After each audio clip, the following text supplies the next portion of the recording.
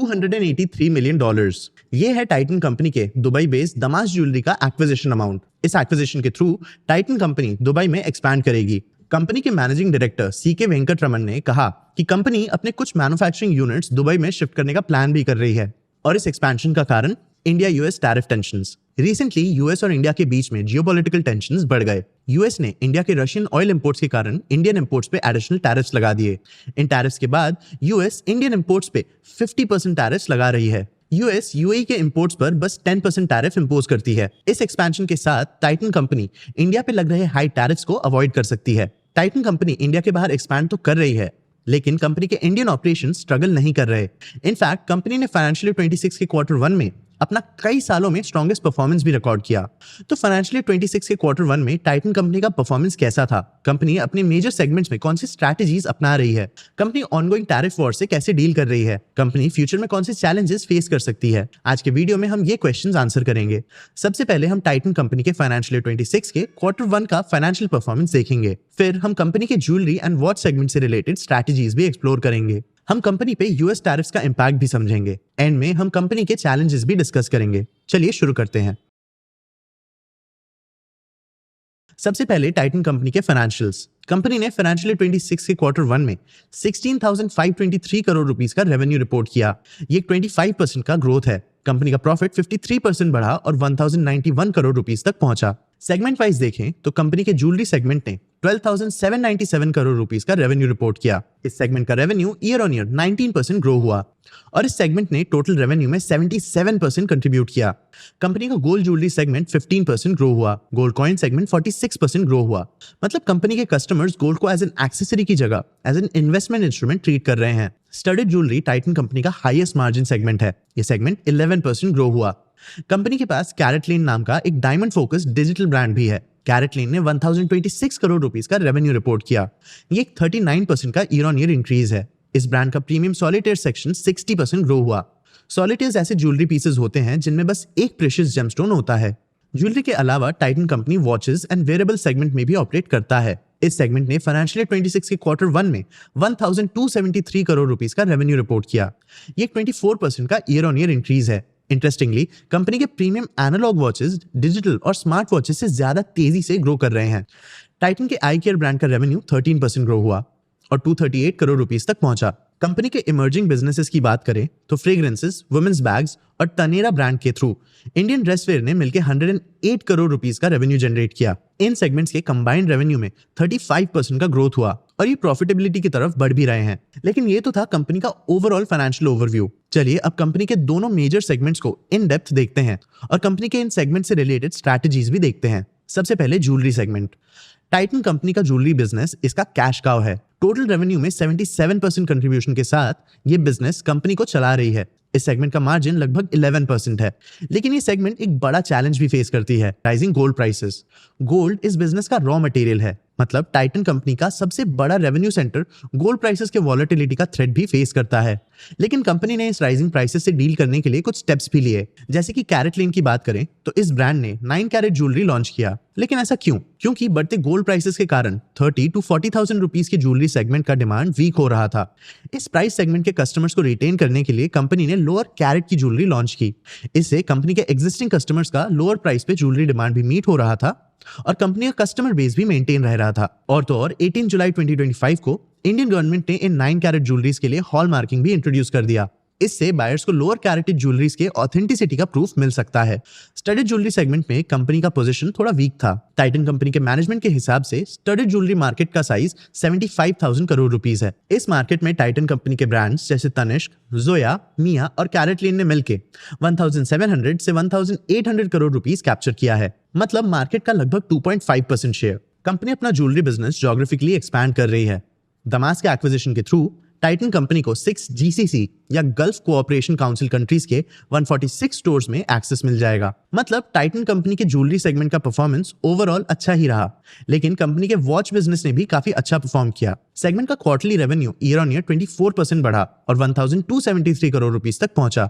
Management ने यह growth achieve करने के लिए 3 स्टेप्स लिए। प्रीमियमाइजेशन पे फोकस, सोनाटा और फास्ट ट्रैक जैसे मास ब्रांड्स का रिवाइवल और e commerce, multi brand outlets और रिटेल चैनल्स में equal push. Interestingly Titan company का वॉच सेगमेंट एक अजीब ग्रोथ फेस कर रहा है, जहां एक तरफ ग्लोबल स्मार्ट वॉचेस का एक्सेप्टेंस बढ़ रहा है, किसी तरह से एनालॉग वॉचेस टाइटन कंपनी के वॉच सेगमेंट के ग्रोथ में ज्यादा कंट्रीब्यूट कर रहे हैं। फाइनेंशियल 25 में इंडिया में स्मार्ट वॉचेस का एक ओवर सप्लाई हो गया था। इस ओवर सप्लाई और कंपटीशन से डील करने के लिए स्मार्ट वॉच मैन्युफैक्चरर्स ने बहुत एग्रेसिवली अपने प्राइसेस कट किए। स्मार्ट वॉचेस के सेगमेंट में बढ़ते चैलेंजेस के कारण कंपनी ने एनालॉग सेगमेंट में अपना फोकस शिफ्ट किया और डिजिटल टाइम पीसेस में सेम पोजीशन मेंटेन किया। कंपनी के मैनेजमेंट ने फाइनेंशियल 26 के ईबिट मार्जिन्स का प्रेडिक्शन भी किया। कंपनी वॉच बिजनेस से 15 to 18% ईबिट मार्जिन्स एक्सपेक्ट कर रही है, लेकिन कंपनी ने ऑलरेडी एक 23% का ईबिट मार्जिन अचीव कर लिया है। इस मार्जिन में एक 100 करोड़ रुपीस का one time inventory revaluation gain भी इंक्लूडेड है।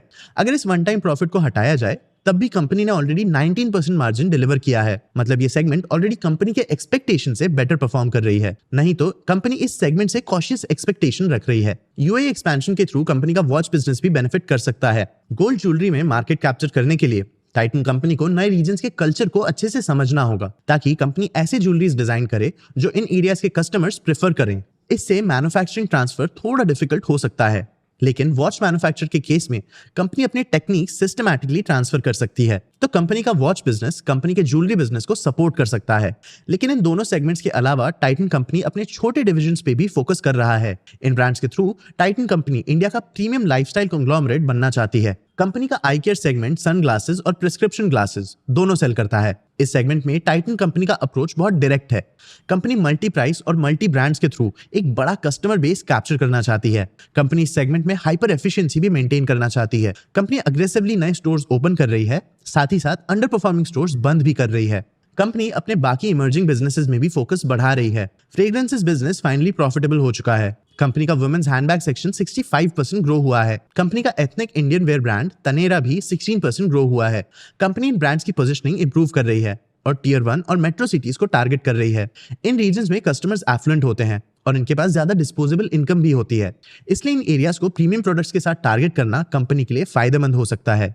इन इमर्जिंग बिजनेसेस ने फाइनेंशियल 26 के क्वार्टर 1 में 14 करोड़ रुपीस का कंबाइंड ईबिट लॉस रिपोर्ट किया। मतलब ब्रांड्स ने अभी भी ओवरऑल प्रॉफिटेबिलिटी अचीव नहीं की है, लेकिन ये फाइनेंशियल 25 के क्वार्टर 1 के 26 करोड़ रुपीस के ईबिट लॉस से एक इंप्रूवमेंट है। कंपनी इन सेगमेंट में ग्रोथ टारगेट कर रही है, इसीलिए company marketing, store expansion, product innovation और कॉस्ट एफिशिएंसी पे फोकस कर रही है। अब ये तो था कंपनी का इंटरनल परफॉर्मेंस। चलिए अब देखते हैं कि कंपनी के परफॉर्मेंस पे यूएस टैरिफ्स का कितना इंपैक्ट पड़ सकता है। इंडियन इंपोर्ट्स पे यूएस करंटली 50% टैरिफ्स लगा रही है, वहीं यूएई से आने वाले इंपोर्ट्स पे यूएस बस 10% टैरिफ लगाती है। मतलब अगर इंडिया में मैन्युफैक्चर हुए एक पीस ऑफ ज्वेलरी का कॉस्ट $1000 है, तो करंट टैरिफ्स के अंडर ये ज्वेलरी यूएस में $1500 पे सेल होगा।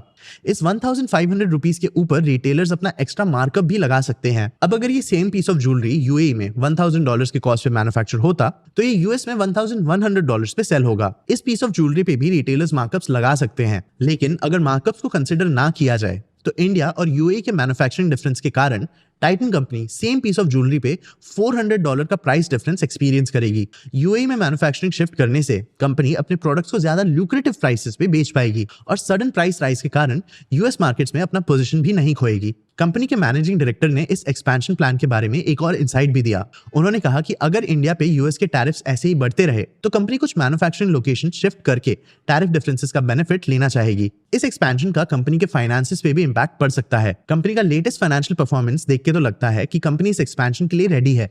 कंपनी का EBITDA margin year on year 199 basis point से इंप्रूव हुआ है। कंपनी ने इस ग्रोथ को ऑपरेटिंग लेवरेज से अचीव किया। मतलब कंपनी का फिक्स कॉस्ट कंपनी के टोटल कॉस्ट में ज्यादा कंट्रीब्यूट करता है। इससे जब कंपनी का रेवेन्यू ग्रो होता है तो कंपनी के प्रॉफिट मार्जिन्स रेवेन्यू ग्रोथ से हायर रेट पे बढ़ते हैं।